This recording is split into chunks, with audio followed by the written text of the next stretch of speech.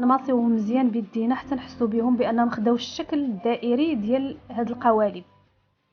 والفائض من العجين نقطعوه بالاصابع ديالنا. من بعد غنمشيو نحضروا لاباري اللي غنستعملوا في هذه الحشوه. خدينا السيترو ديال الحليب، ضفنا ليه 2 معالق ديال الجبن كريمي، ممكن تستغناو عليه.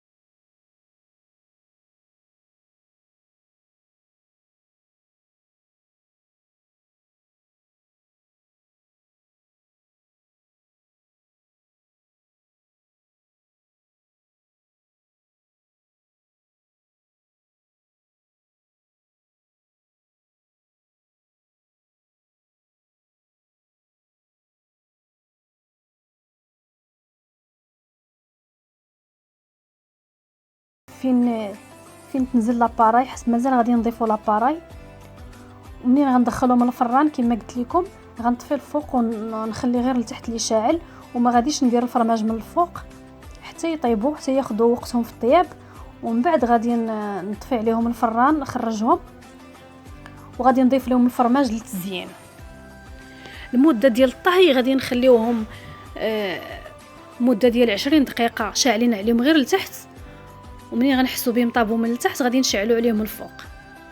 صافي مجرد ما يتحمروا لينا من الفوق غادي نخرجوهم وغادي نضيفوا لهم الفرماج من الفوق للتزيين، ونطفيو عليهم الفران ونخرجوهم وباش يبقى الفرماج باين فوق منهم. صافي ومن بعد نتلاقاو في الشكل النهائي ديال هاد الكيش ديالنا.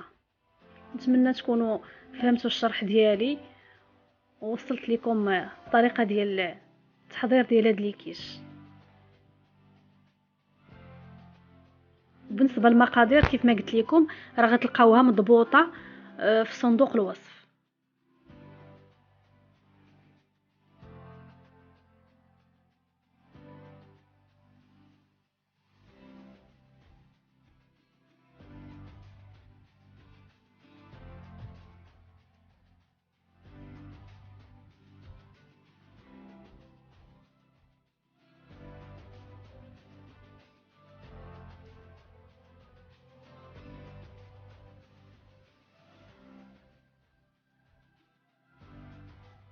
وهذا هو الشكل النهائي ديال الكيش اللي حضرت معكم. كيف ما كتشوفوا جاو محمرين ولذاذ، والعجين ديالهم جا رطب واخا ما استعملتش فيه الزبده.